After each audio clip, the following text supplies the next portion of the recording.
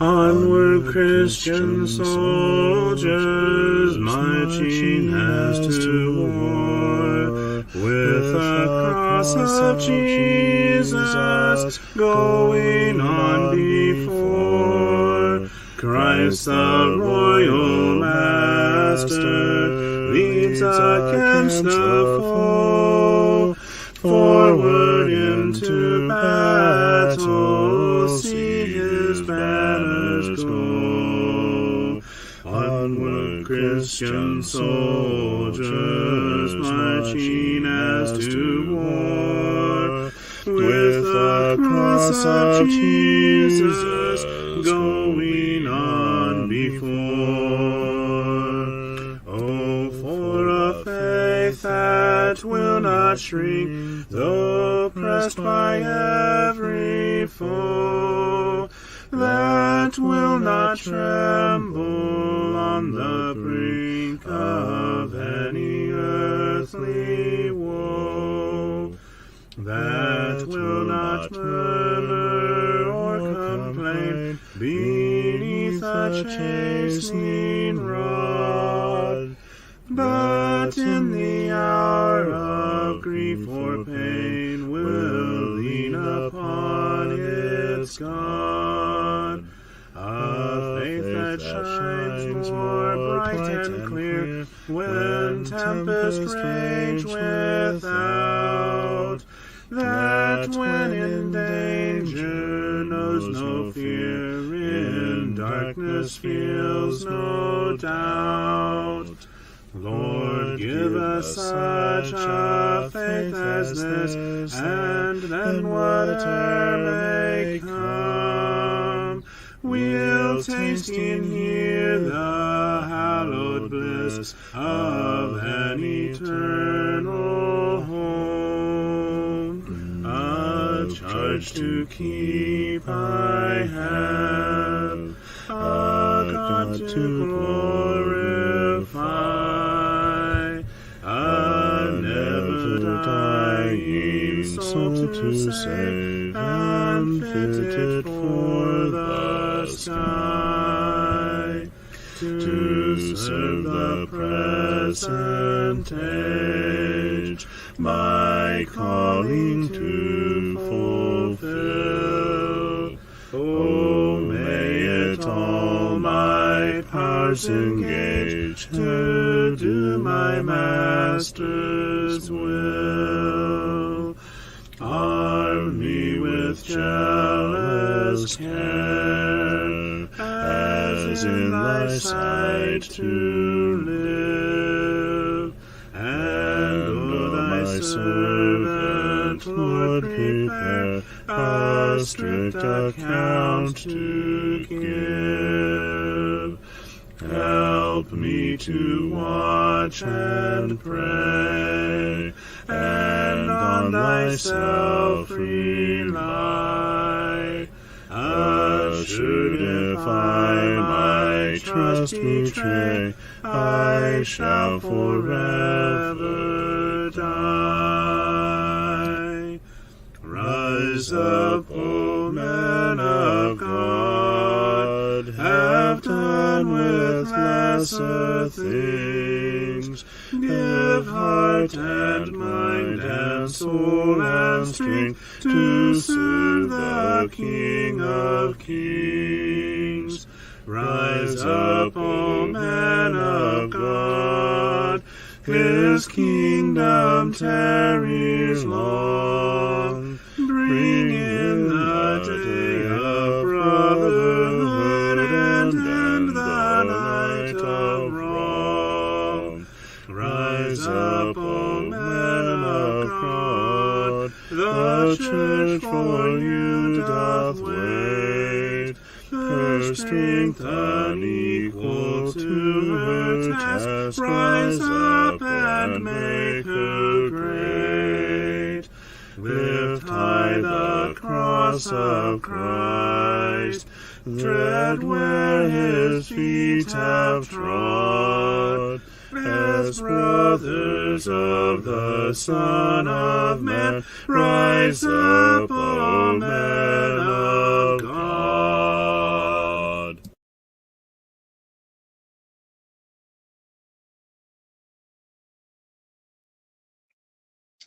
Good afternoon, Sister Debbie. Let's edify one another, shall we?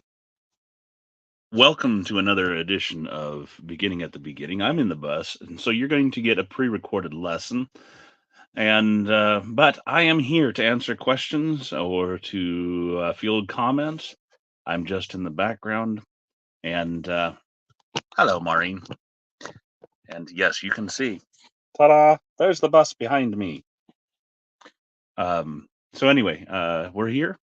And we are going to pick up in Genesis, and with I've got Ezra on tech, so I will be popping in verbally and saying hello to anybody that comes in. Hello, Sister Reba. And other than that, let's get right into the lesson. We got a lot to cover. So Ezra, take us away. Good afternoon, and welcome again to another episode of Study to Show Ourselves Approved. In this particular class, we do just that, study to show ourselves approved unto God, workmen that needeth not to be ashamed, handling right the word of God. 2 Timothy chapter 2, verse 15. The subtitle of our class is Beginning in the Beginning, Lessons of Genesis. And so we pick up our study in Genesis, and this time we are beginning in Genesis 35. And as we begin in Genesis 35, God says, we find God talking to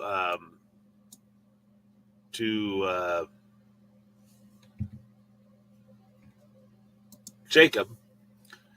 This is right after the account of the slaughter of Shechem by Levi and Simeon, and the plundering of it by the sons of Jacob. And God tells Jacob, it's time for you to go to Bethel. I want you to go there, live there, make an altar for it unto me. And it's interesting that it says, God says to Jacob, go and make an altar to God. And just a side note there, that God basically sends to Jacob and says, make an altar unto God.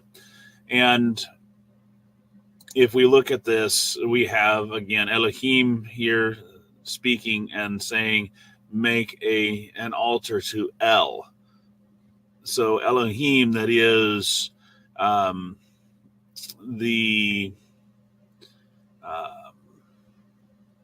that's the general name of God, and he wants him to make a altar to the Almighty God. And this Elohim is the one that you see generally being used in Genesis, especially in Genesis 1. Elohim, or rather, Elohim is the plural used as a singular. And through it, we know that there is a triune God. It is part of the reason that we know that there's a triune God. Let us make man in our own image, he says in Genesis chapter 1, verse 26. And he says, make an altar unto the Almighty God. So one of the Godhead says, make an altar unto the Almighty God. The one that appeared unto you when you fleddest from the face of Esau thy brother. So Jacob goes up and Jacob says, okay, everybody, it's time to put away all the strange gods that are among you. It's time to clean yourselves, change your garments, and let's arise and go up to Bethel. And I will make an altar unto God who answered me in the day of my distress, which was with me and in the way I went. So Jacob, up to this point in time, has been allowing his household to worship whatever God that they were, usually worshiping, evidently. And he says it's time to change all of that. We are going to put away all the strange gods, and we are going to be clean. We are going to be single, and we're going to be united in this purpose. He says, be clean and change your garments. And Here again, we have the idea of a moral and physical and spiritual cleanliness and unity. Jacob really steps into the leadership as a father, as the patriarch of the family, and right here, and they give unto him Jacob, or give unto Jacob all the strange gods which were in their hand, all their earrings which were in their ears. Jacob then hides them under the oak which was by Shechem. It's significant that they give not just the strange gods, but also their earrings. This can only really be applied when you think of the idea that their earrings would have been tokens for their gods, or perhaps they were just simply preventing the use of something that could be made into or fashioned into a god. More than likely, as you consider it in light of passages such as in Exodus, when the Israelites come out of Egypt, you see them taking their earrings and giving them to Aaron, and he making the golden calf. These were earrings that were devoted to the worship of God. So you have things in today's standards. You have earrings, you have necklaces that are religious in nature. And it doesn't matter what religion you're dealing with, whether you're dealing with the Christian religion, any of Christendom, and I'm using that in its broadest form, or you're dealing with those of the Muslim faith, the Hindu, whatever religion. There are those that they have jewelry that is in effect religious in nature, and these people were no different.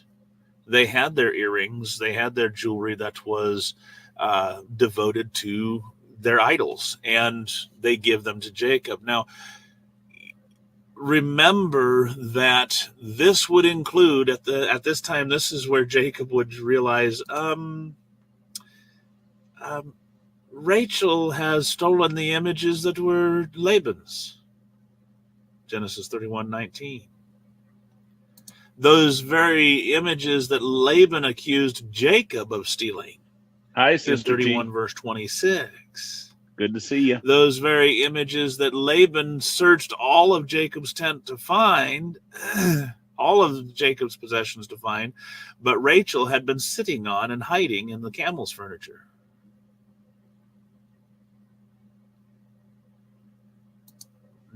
Rachel finally gives them up over to Jacob, and so Jacob hides them under the oak, which was by Shechem.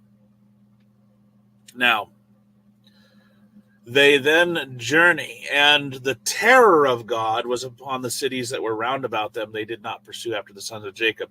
Remember that just at the end of the last chapter, what was Jacob's problem? You have troubled me, verse 30 here, to make me to stink among the inhabitants of the land, among the Canaanites and the Perizzites, and I be few in number. They shall gather themselves together against me and slay me, and I shall be destroyed, I and my house. Jacob is in fear of his life because of what his sons had done, and God protects them as they journey to Bethel, because he places a terror upon them. And so all the cities around them, as they go, are in fear of them. Jacob is not a small company. And and it's enough that God puts a fear, it makes him fearful to all the other towns around him. So Jacob comes to Luz, which is Bethel. Remember that it was Luz before he called it Bethel, and all the people that were with him. How do I know that? Well, let's travel back in time to Genesis 28. Jacob, he goes out from Beersheba and heads toward Haran, and he lights in this place. He lays down, he takes some stones, he's got a pillow, and this is where he sees the ladder set up on the earth, and at the top of it reach to heaven. And behold, there's the angels of God descending and ascending, and the Lord stood above it. And that is Jehovah. That's the God that he is to raise an altar to. I am Jehovah Elohim, I believe, is what it is. Yes. Jehovah Elohim, or Yahweh Elohim. And um, well, when Jacob awakes, he says, surely the Lord is in this place. I knew it not. And this is none other than the house of God, the gate of heaven. And he calls the name of that place Bethel, but the name of that city was called Luz at first. So he calls it Bethel, and to the Jews it was forever after that Bethel. Now eventually, it was called Luz.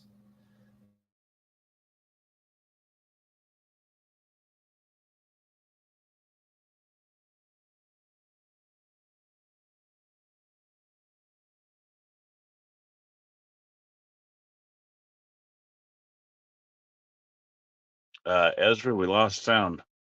Might want to back that up.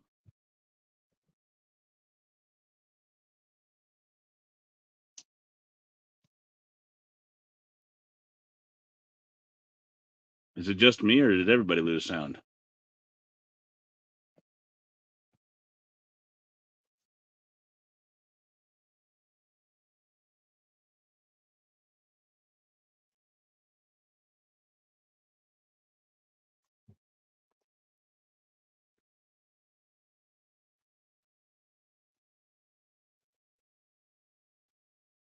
Ezra.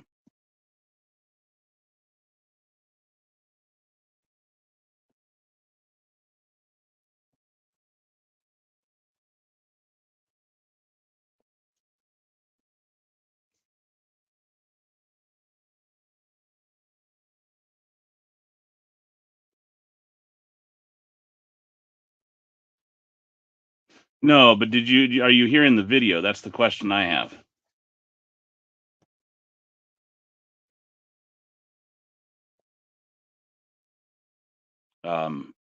Hi. And where is my tech person?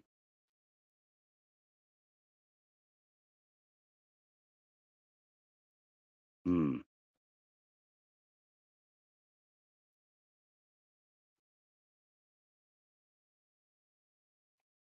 We apparently lost sound in the video, Ezra.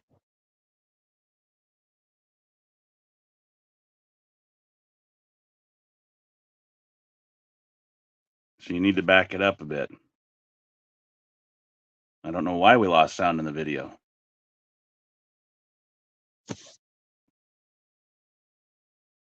Yes, Sister Tia, that's what happens when you get in here late. I'm actually at a track meet, and so I'm here like we did before with the pre-recorded lesson. And I'm wondering where my tech person is.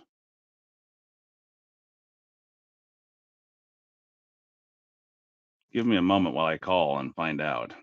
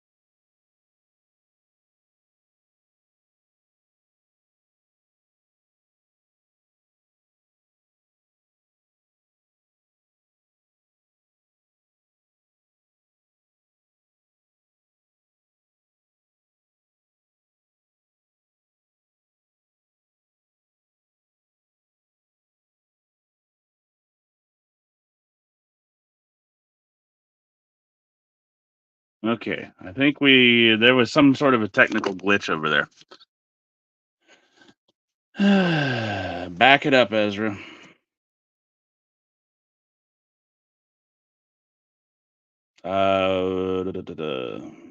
You can forward it just a bit more than that. A little further.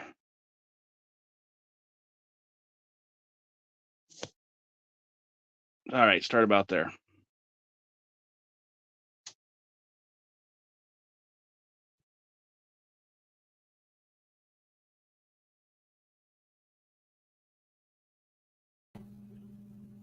It's not playing anything.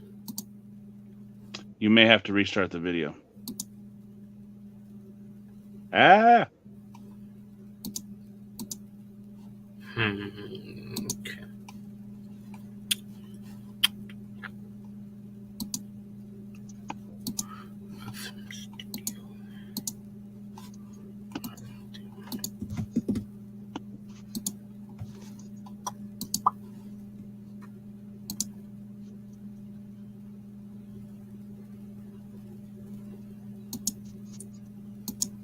I'm going to leave StreamYard and be right back.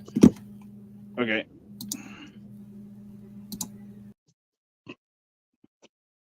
So it's a beautiful day out. They have, I don't know, somewhere in the neighborhood of between 8 to 10 schools represented here. So somewhere between 160 to probably 200 kids, if every school was fielding 20 kids. Good afternoon and welcome again to another mouse playing. episode. I shall be destroyed, I and my house. A little bit further. Takes some stones, he's got a pillow, and this is where he sees the ladder set up on the earth, and at the top of it reach to heaven, and behold, there's the angels of God descending and ascending. Well, when Jacob awakes, he says, surely the Lord is in this place, I knew it not. Okay, and this is none other than the house of God, the gate of heaven. And he calls the name of that place Bethel, but the name of that city was called Luz at first. So he calls it Bethel, and to the Jews it was forever after that Bethel. Now eventually, it was called Luz. Reba, Maureen, by the time Debbie. Moses wrote, it was called Luz. Who left? It still was called Luz. And we find that in Joshua, when they conquered Canaan, that they came to Luz, and they convinced a man to show them the entrance of the city, and which he did, and they let him go free, but they went in and slew all the inhabitants of Luz, and then rebuilt the city and called it Bethel. The man, of course, went somewhere else, and he settled and built a city and called its name Luz. But here, that's not the case. So this is where God tells them to go. And so that's what Jacob did. So he gets there, he builds the altar, calls the place El Bethel, because, in other words, that should be the Almighty God's house, or the house of the Almighty God, I think. Let me look. The God of Bethel. El Bethel. So what was Bethel? There it is. Yeah. The God of the house of Bethel. That's the God of the house of God. That's what it is. Bethel means the house of God, and El Bethel means the God of the house of God. I love their names. I really love their names. So, and that's because that's where God appeared unto him when he fled from the face of his brother, which we just already looked at in Genesis 28. Now, Deborah, Rebecca's nurse, dies, and she's buried in Bethel under an oak, and they named the oak Alon Bakuth. God then appears to Jacob again as when he came out from Padan Aram and blessed him. God calls his name Israel. This is the second time that God calls his name Israel. And God then reiterates his command to Jacob. Be fruitful, multiply, a nation and a company of nations shall be of thee. Kings shall come out of thy loins. The land which I gave, so we have the nation. Now here's the blessing. The land covenant, the land which I gave Abraham and Isaac, I will give it to thee, and thy seed after thee will I give the land. So he reiterates the nation and the land covenants. And God goes up from him in the place where he talked with him. Jacob sets up the pillar, pours oil on again, and calls the name of the place again where he speaks, the house of God, Bethel. Now, as they journey from Bethel, they're heading to Ephrath, and they get to Ephrath, and Rachel travails, and she has a hard labor, and here comes Benjamin. Now, as she dies, she calls his name Benoni, which means son of my sorrow, I believe. Why didn't I look that one up earlier? Yes, son of my sorrow. But his father calls him Benjamin, which means son of my right hand.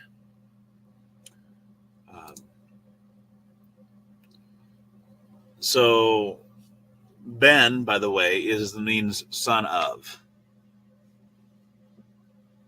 So anytime you see Ben in the English or in the Hebrew language, it means son of. So you see Ben Jacob, that means son of Jacob. You see Ben David, it means son of David. They still do that to this day over in Israel. So Rachel dies because of her pregnancy. She delivers Benjamin, but she dies as a result of it and is buried there at Ephrath. What is significant to me, for some reason, Rachel is not buried in the sepulcher of Abraham. She's not buried in that plot of land. She's buried at Bethlehem, Ephrath, or Ephrathah. And that place is forever known as either Bethlehem, Ephrath, or Ephrathah, or Rachel. And it plays a part in the Davidic prophecy when it talks about how there will be weeping in Rachel. Or Rachel will be weeping. And I'm trying to remember which one that one is, but I don't have my main Bible with me right now, so it'll just have to wait.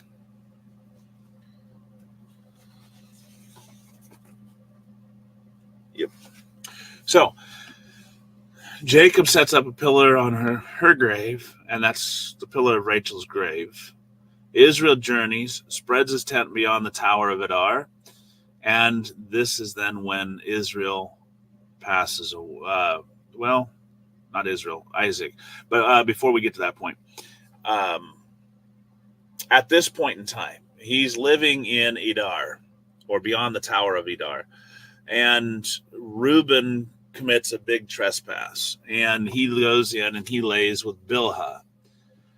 Remember that Bilhah happens to be Rachel's handmaid. By his laying with Bilhah, he essentially prevents any more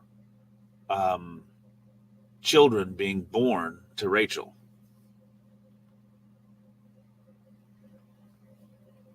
He defiled Jacob's bed and brought down, we'll see in the future, he brought down a curse, or rather he lost his birthright because of this one act.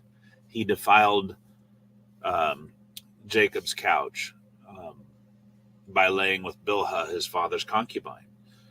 And Israel, Jacob never went in, never had relations that we know of with Bilhah ever again. As a defiled, that would be, that would be the case. That would be justified. So Israel knew of it, and so that left off any more to the seed of Rachel. Because remember that even though Bilhah was the actual mother of two of the children, they were born essentially by custom unto Rachel, because Bilhah was Rachel's handmaid.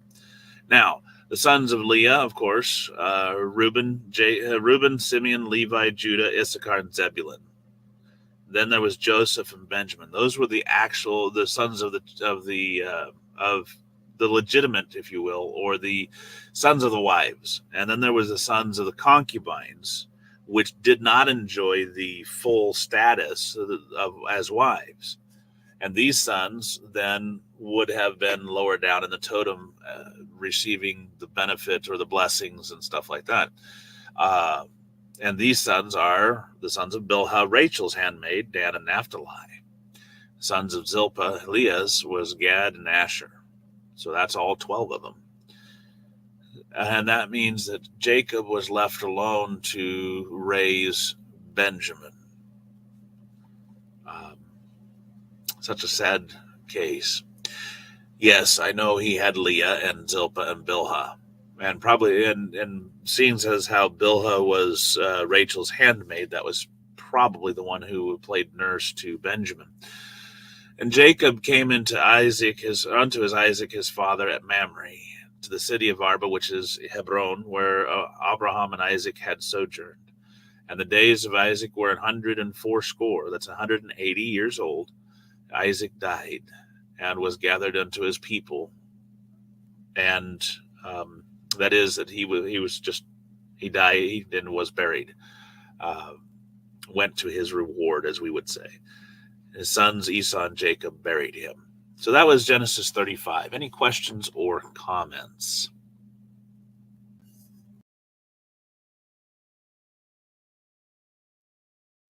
Yes, any questions or comments?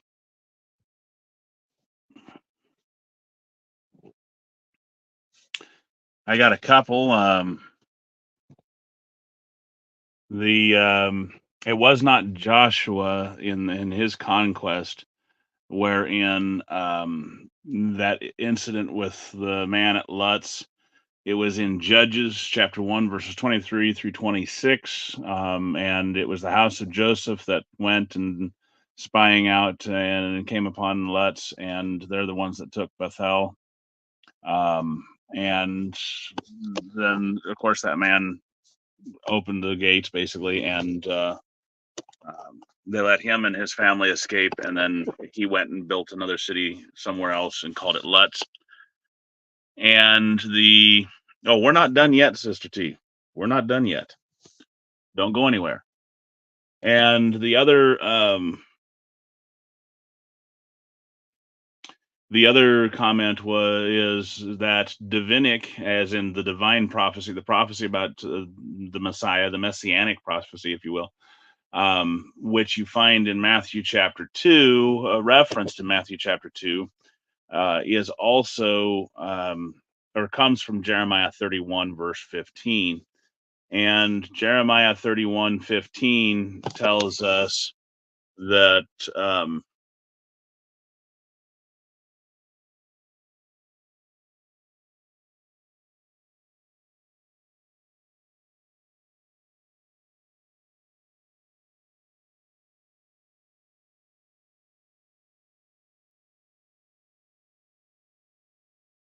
referenced after Herod killed all the children. So, we were only half an hour into the class there, Sister T. We're ready to go on for the next if nobody has any other questions or comments.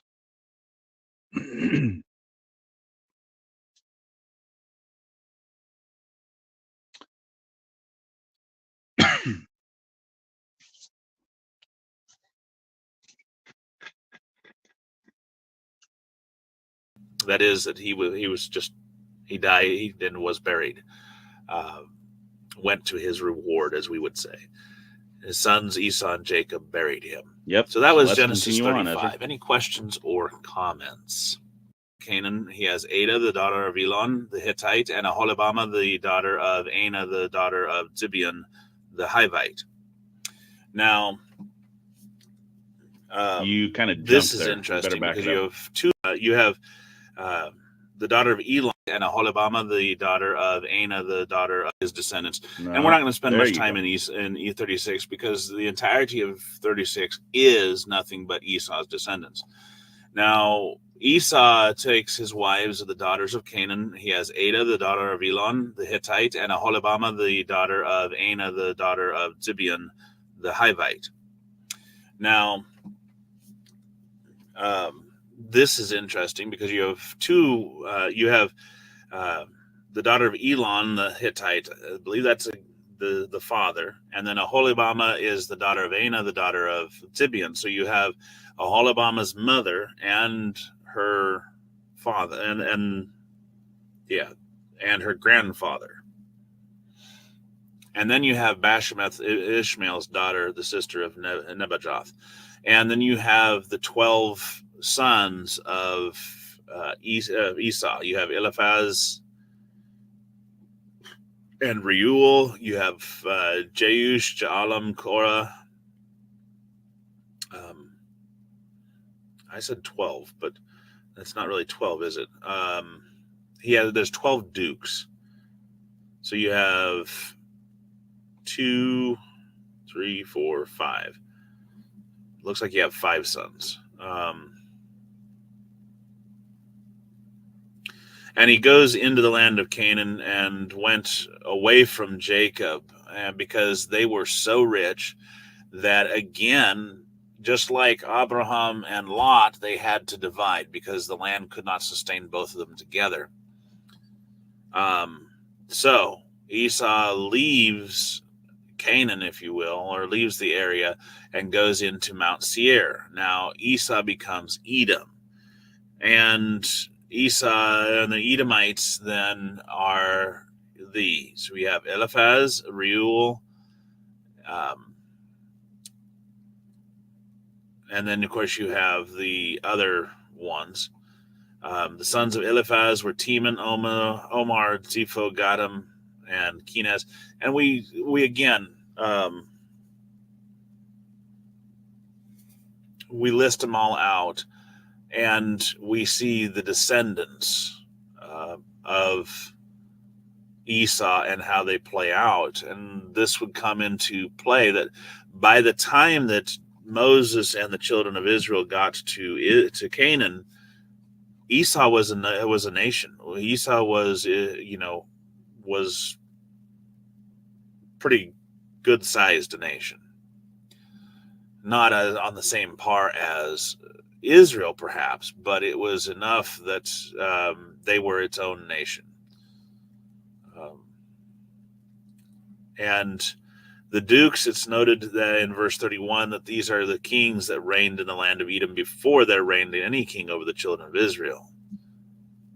And then it lists the names of those kings: Bela and Zerah and Jobab, Husham, Hadad, Samlah, Saul, Baal-Hanan,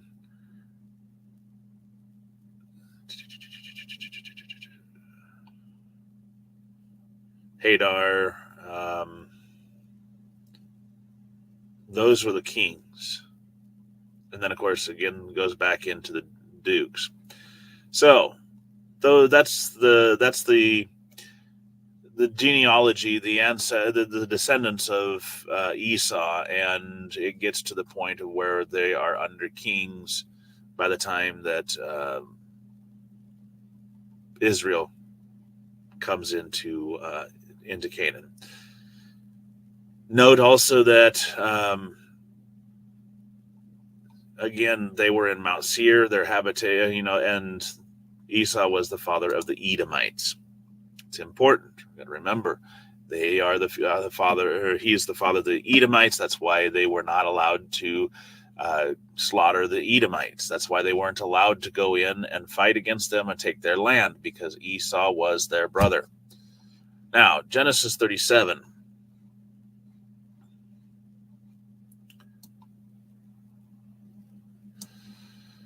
Here, we're going to get into Joseph's dreams. We have narrowed down the focus. By this time, Joseph is a lad. They've been in the land for quite a while. Not a lad. He's quite the youth. Joseph is 17 years old. I don't have to guess. The Bible provides it. 17 years old. He would have been close on to,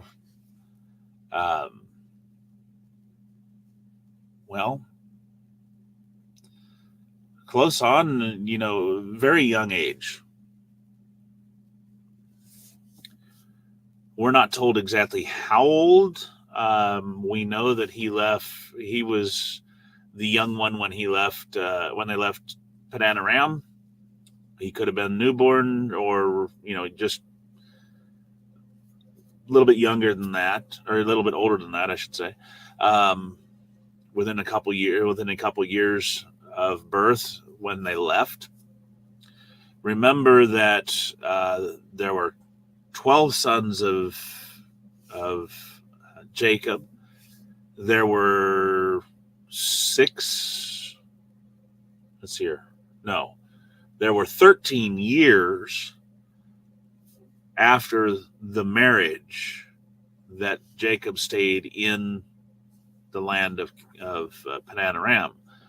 And so somewhere toward the end of that time period, Jacob was born.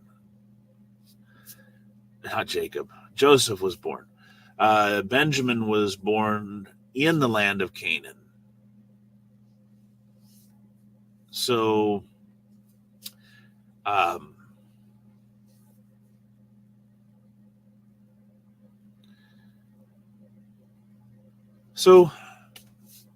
Joseph would have been a young lad, probably between the age of birth to 5 years old by the time they left. And I'm guessing that he would have been closer to the 2 to 3 year old when they left. Can I back that up? Nope, can't. How would be it right here in Genesis 37? They have been long enough now in the land 16, of 18. Canaan. This is a Genesis study. This is not he was feeding the flock with his brethren. Please keep your comments to the class at hand. He was with the sons of Bilhah. That is, he's with the handmaidens' sons. You have Bilhah and Zilpah. You have Dan and Naphtali, Gad and Asher that he's with. And he brings an evil report unto his father. They're doing something, and it's not good. And he tells his father about them. And this shows that Joseph either was a tattler and is, or he's either a tattler or a snitch. But no, he brings an evil report. That means then that they were doing something wrong, and it's put in there to show that Joseph is a boy of integrity. They did something wrong. Joseph let Israel know. Now, Jacob loved Joseph more than all the other children, because Joseph was the firstborn of Rachel. And he was the son of his old age. So he makes a coat of many colors. This did not sit well with the rest of his brethren, because they knew the rivalry between their mothers and Jacob, or between their mothers. All right. They knew that rivalry. They grew up on that rivalry, that bitterness. And then they see their father preferring the son of their mother's rival. Matthew 16:18. If you cannot keep your And comments their to the father is task, to doting on him, the and topic at hand, please they do not comment. hate him. And it was so much that they couldn't speak peaceably at all to him. And this was just part, this evil report was just part of that. So they were fit to be tied. Joseph dreams a dream, and he adds insult to injury. He tells his brother, and they hated him even more about this because of this dream. And this dream is that they were binding sheaves, and his sheaf rose up and stood upright, and all of their sheaves stood around and made obeisance. They bowed themselves to his sheaf. And that set their brethren's teeth on edge, man. They were fit to be tied. They were ready to spit nails. Shall you indeed reign over us? Shall you have a dominion over us? They hated him so much. No wonder they couldn't speak peaceably. They figured they viewed him as being arrogant, prideful. Yet he dreams another dream and told it to his brethren. It says, behold, I have dreamed a dream more. And behold, the sun and the moon and the 11 stars made obeisance to me. And he tells it to his father and his brethren. And his father rebukes him. Says to him, what is this dream that you dreamed? Shall I and thy mother and thy brethren indeed come to bow down ourselves unto the earth, to the earth? And it caused his brethren to envy him and hate him, but his father kind of, stored that back in his mind, pondering it. Well, one day, his brethren are off feeding their father's flock in Shechem. You know that place where they killed everybody? Except for, the women. And Israel says to Joseph, hey, your brethren are over in Shechem. I want you to go and see how they're doing. So he sends them over from the Vale of Hebron. Remember, that's where Isaac was. Well, that's where Jacob is now. And he goes over to Shechem, and the certain man finds him, and he's wandering around the field looking for his brothers. And the man says, what are you doing? Who are you looking for? He's like, I'm seeking my brethren. Have you seen them? Man says, well, they left. They went to Dothan. I heard him say, let's go to Dothan. So Joseph went after his brethren, finds him in Dothan. This is 17-year-old traveling by himself. There were bandits and stuff around there, yet he was traveling by himself. Strange. And when they saw him far off, even before he came near, they see him, they know exactly who he is. Well, yeah, he's wearing a coat of many colors. Of course they're going to know who he is. So they conspire to carry out their hatred for him. Let's kill him and throw him in some pit. And we'll just say some evil befell him. And we're going to see then what happens of his dreams. And Reuben's like, nah, we can't do that. We can't do that. We can't kill him. He's, we can't do that. And he was going to he was going to help. He was going to save him and send him back to back to Jacob. And so Joseph comes unto his brethren. They strip him out of his coat of many colors that was on him. They take him, cast him into a pit, and the pit was empty. There wasn't any water in it, so he was safe. And so they sit down to eat bread. They they lift up their eyes, look, and behold, a company of Ishmaelites. And the Bible is so detailed; it even tells you exactly what the Ishmaelites were doing. Where they were coming from, where they were going, and what they were carrying. They were coming from Gilead with their camels, bearing spice, balm, myrrh, and heading down into Egypt. And Judah says, "You know what? We could slay him, but that wouldn't help us any. How about we just sell him? He's our brother, our flesh. We don't want to kill him. Why don't we just sell him? Then we can split the money." And so they're seeing these Ishmaelites coming, and then this company of Midianites come. And so they draw Joseph out of the pit and sold him to the Midianites / Ishmaelites for 20 pieces of silver, and they brought Joseph into Egypt. Now, Reuben then returns unto the pit, and behold, Joseph's not in the pit. Reuben's not a part of this. He's gone, probably checking on the sheep. So he rends his clothes, he tears them, goes to his brethren and says, "Joseph's not here. What am I going to do? I'm the oldest. I'm responsible. What am I going to do?" So they decide upon a plan of action. They take Joseph's coat, and kills a goat and dips the coat in the blood. And then they send that coat back to Jacob and say, "We found this coat. Is it your son's? Is this Joseph's? We're not sure."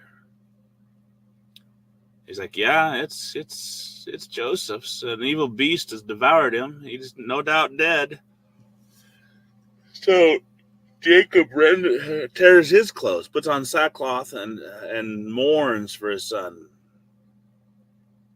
And all of his sons and his daughters rise up to comfort him, but he refuses to be comforted. For he says, "I will go down into the grave unto my son mourning." But the Midianites, a tribe of the Ishmaelites, sold, not a tribe of the Ishmaelites, but some that are associated with the Ishmaelites, sold him into Egypt unto Potiphar, an officer of Pharaoh's and captain of the guard. The Midianites, if you remember, come from Lot. They're part of Lot's family. And Ishmael had close dealings with them. And so they were together with the Ishmaelites. And so that's why this makes perfect sense. Any questions and comments over Genesis 37?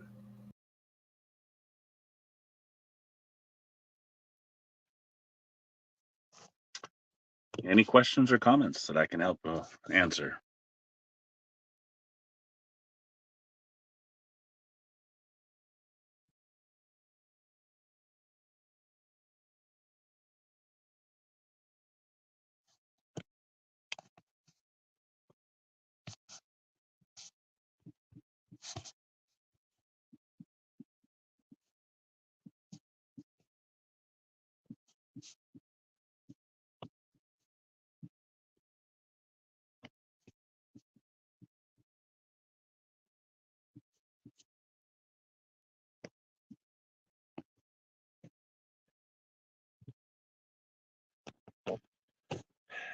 Yes, it is a lot of genealogy, Maureen.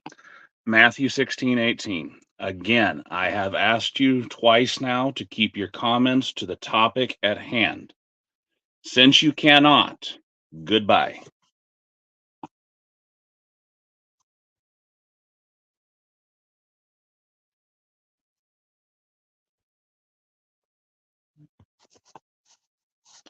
All right, Ezra, go ahead and keep going.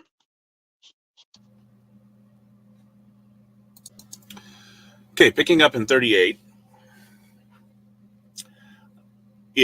we go into another side note. We had the side note of Esau's descendants. We had the little tale about the coat, or about the Midianites. Basically, everything about the Joseph sequence of events that made it from how it came about that he became sold into slavery, and how he got down to Egypt. Now we do a side note, and this is important because Judah is, as we know from foresight, from our hindsight, we know that Judah is part of the lineage of Christ, and this is why this is included. It came to pass at that time, Judah goes down from his brethren. He turns into... Okay, sorry about that interruption. At that time, Judah goes and he marries a daughter of one of the Canaanites.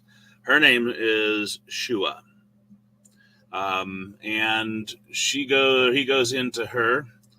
And actually, we're not sure if the Canaanite, or actually, we're not sure if the daughter's name is Shua or the Canaanite, the father's name is Shua. Anyhow, his friend is Hira, the Adulamite. And while he's there, he sees this daughter of a certain Canaanite. And this daughter, the way it sounds, the way it's written, Shua is the father, but it could be either or. Shua is one of those names that can be either male or female. So anyhow, he goes in, he marries Shua, marries the daughter of the Canaanite. She conceives, she bears a son. His name is and then they have Onan, and then they have Shelah. And in time, of course, gets old enough. He takes a wife, and the wife's name is Tamar. Now, was a wicked son, and because of his wickedness, God slew him. What he did, we don't know. It's neither here nor there. It's immaterial. He was wicked, and so God slew him. And so Onan is told, go in to your brother's wife and marry her, raise up seed to your brother. And this is a standard practice, but this is also our first introduction to this particular practice in the Old Testament. Go into now. So this is what Judah tells Onan. You need to raise up seed to raise up a descendant unto to Er. And Onan says, you know what? This is not going to be my son. This is going to be Er's. So, you know what? I don't want to, because he was such a wicked person.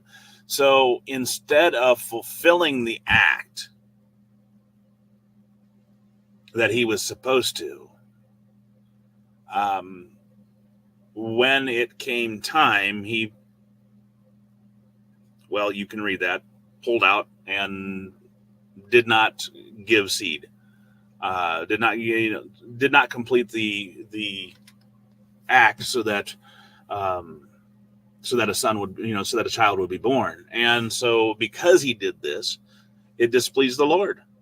And so the Lord slew Onan as well. And so Judah says, you know what? Just hold on. Sheila's not ready to be married. Just wait as a widow in your father's house. And he's like, Hi, Sam. I don't want my last son to be killed too. And so Tamar went and dwelt in her father's house. Now Sheila gets old enough to be a husband, and Judah's comforted. Now we find out that the daughter of Shua. So we see that Shua is likely the father of Judah's wife.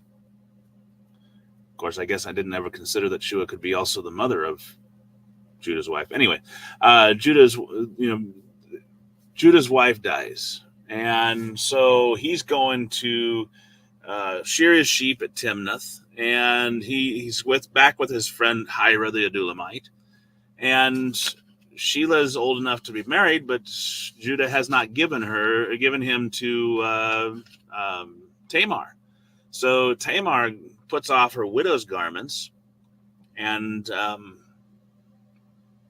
puts on the garments of what would be known as a harlot, or someone who's a harlot, who's sex for hire, and she covers herself with a veil so that you can't tell who it is, and sits by the way. And Judah comes, sees her, thinks she's a harlot, and you know what? He's been missing his wife, and so he turns into her. And he says, "Hey, come on, name your price and let's go." So she says, "All right, what do you want? What do you give me?" And he said, "Okay, I'll give you a kid." That sounds good. Give me a pledge till you send it. I'm not going to do this just unless I have some sort of pledge from you, some sort of guarantee. So he says, "Well, what can I give you? How about your signet, bracelets, and staff?" Okay, so he gives that to her. And so they do the deed. He goes on his way. She goes back to her home, lays all that stuff away from her, and puts back on the garments of her widowhood. Now, in the process of time, she's pregnant, and it becomes known. But before then, Judah sends the kid, as soon as he gets back to the flock, he sends the kid by Hira to Timnah, or to the town, and he couldn't find this harlot. And he asked for the men of the place, "Where is the harlot?" And they're like, "There is no harlot here." So he returns with the kid and says, "I can't find her." And so Judah says, "Okay, then, well, let her take it to her. We tried, but I sent the kid. You didn't find her. We're not going to be shamed. We're not going to do anything more about it." And so 3 months later, Tamar is known to be pregnant. It has told Judah, and Judah says, "Well, bring her forth. Let her be burnt," because she was supposed to remain celibate until she was given to Sheila. And so she comes forth, and her father-in-law, she sends to her father-in-law, says, "By the man whose these are, am I with child?" Boy, she was pretty smart, wasn't she? And Judah sees them, and he's like, "Yep, I know them. Those are mine. She's been more righteous than I, because I didn't give her Sheila when I should have, because I was afraid he might die by her. She was bad luck." And so he didn't know her anymore. And but twin, she bore out her children. Twins came from her, and one. This was kind of weird. One put out his hand. They tied a scarlet thread around his hand, saying this one came out first. Well, then he pulls his hand back in. The other one comes out. And so they call his name Phares, which means breach. And then after that, his brother Zerah comes out. And so they have, so that we have the second set of twins in the Bible named. Are there any questions over this?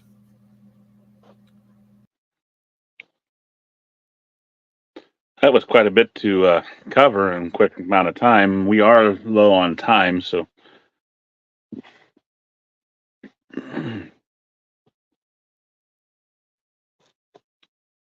Are there any other questions? Are there any questions over that amount of passage there? Genesis, what did we end up with? 38? We covered 4 chapters today. Yeah.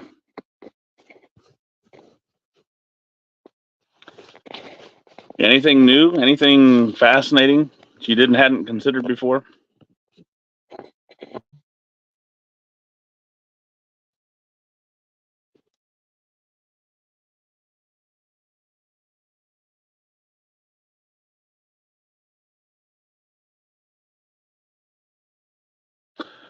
Did the women whose husbands died, you mean as in, did they have to remain married to in Judah's family? Did Tamar have to remain with Judah's family?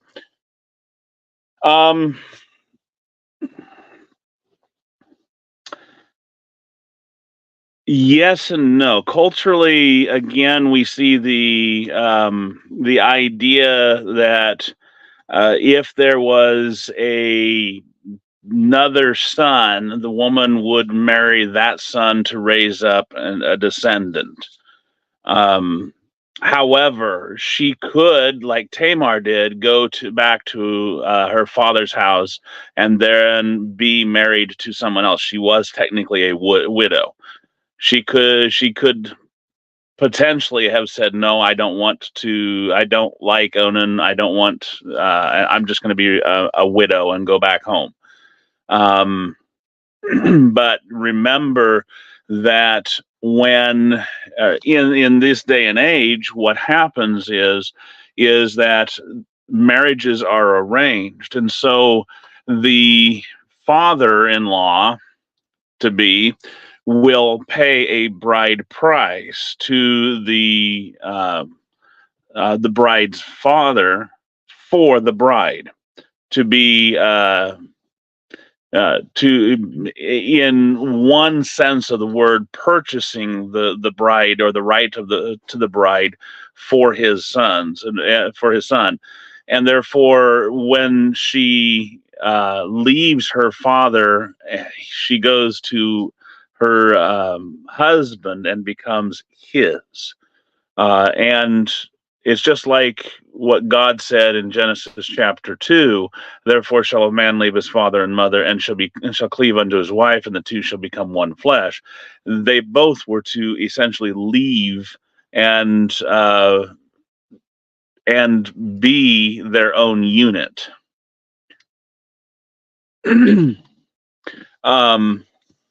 And so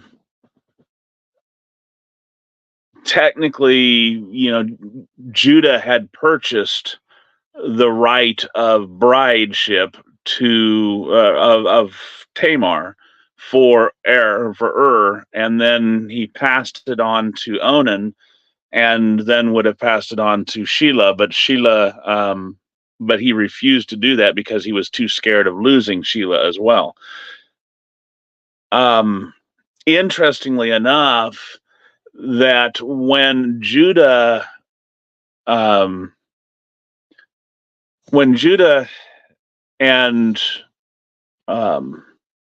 Tamar had their run-in, Tamar had basically, she had twins, and those twins, Phares and Zerah. Anyway, basically took the place of and Onan, because they were Judah's sons, and Phares was in the lineage of Christ. So that's kind of an interesting one. Phares was supposed to come out. No, Zerah was supposed to come out first, but Phares was breach. Phares came out first, and so it just kind of struck me as, oh, hey, these two took the place of those two, and so there was the seed for those two families. So, like Phares was Er's descendant, and Zerah was Onan's descendant. It's kind of an interesting thing.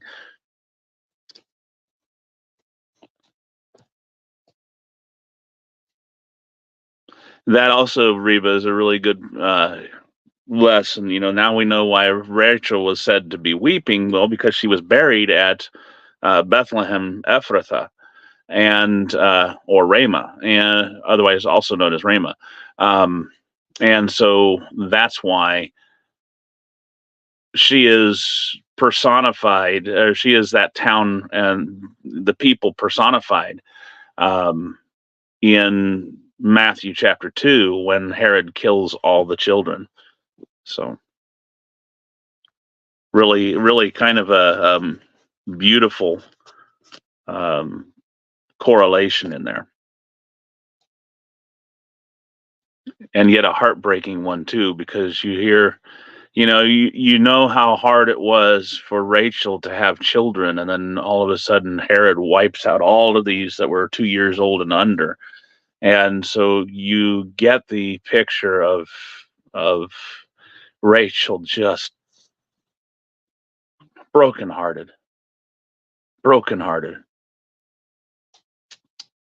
So, anything else? And did that help, Maureen?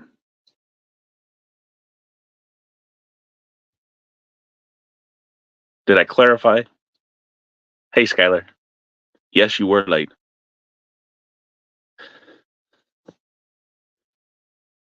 Okay.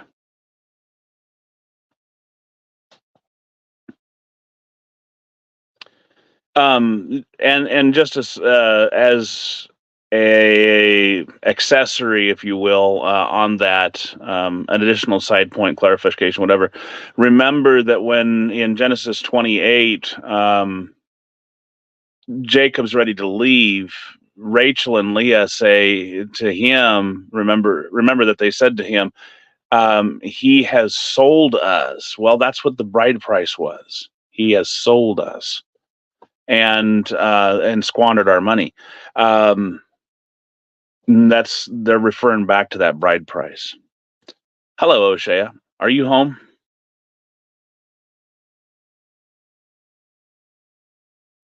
I hope you are.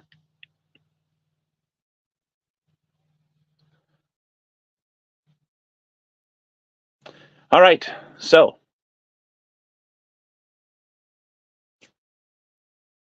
well, thank you for being here and for studying with me. Hopefully that you have been edified and drawn closer and encouraged and have educated as you have gone through the class with me today. We're going to pick up again in Genesis 39 next week. We're moving right along. Yay! CJ ought to be happy.